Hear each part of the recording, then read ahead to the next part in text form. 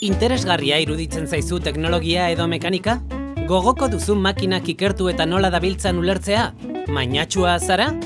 Galdera horiei baietz erantzun badiezu, mantentze lan eta muntaia industrialean egin zenezake lan. Industria enpresa guztietan daude, hainbat funtzio eta lan betetzen dituzten makinak eta automatismoak. Sistema mekanikoak, hidraulikoak, pneumatikoak edo elektrikoak dituzten makinak, batzuk besteak baino sofistikatuagoak. Makina horiek guztiek muntaia, aldian behingo mantentze lana eta sarritan doikuntzak eta konponketak behar izaten dituzte. Hori da, hain zuzen, industria mantentzeko teknikariaren lana. Etengabe zaindu eta konpontzea bere enpresako makinen eta ekipoen sistema mekanikoak, kalitatea eta segurtasuna bermatzeko. Mantentzeko teknikari izateko modurik onena da profesionaltasun ziurtagiria eskuratzea eta horretarako prestakuntza moduluak eta horiek eratzen dituzten praktikak egitea. Profesionaltasun egiaztagiria urte bakar batean eskura daiteke, edo 8 edo 9 hiletan. Profesionaltasun egiaztagiriak ofizialki aitortutako tituluak dira, eta horiek dituen pertsonak lanpostu zehatz bat betetzeko gaitasuna duela egiaztatzen dute. Enplegua lortzeko tresna bikaina dira, izan ere, enpresek beren hautaketa prozesuetan balioesten dituzte. Gainera, lanbide heziketako titulu bat eskuratzeko prestakuntzarekin lotzeko aukera ematen dute. Mantentzeko teknikari lanetan egiaztatzeko 2 aukera daude.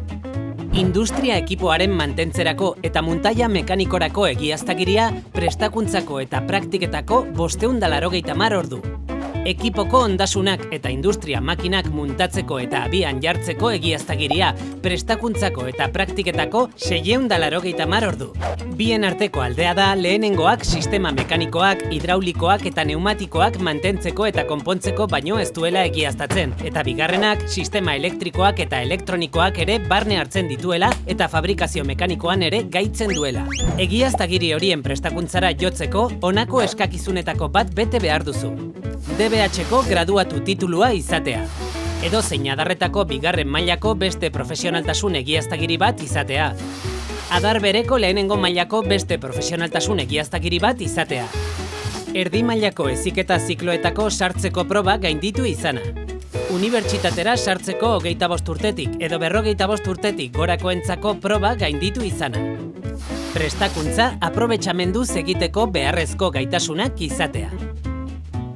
Euskadin industria enpresa ertain eta handi ugari dago, zaintzeko eta konpontzeko makina askorekin.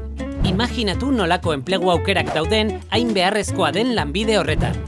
Industria mantentzeko mekanikoen enplegagarritasun indizea oso altua da. Lan kontratu ugari ixten dira eta normalean iraupen luzekoak izaten dira. Trebetasunen eta interesen profil egokia baduzu, hau aprobetxatu beharreko aukera da. Jaso informazioa Lanbideren webgunean.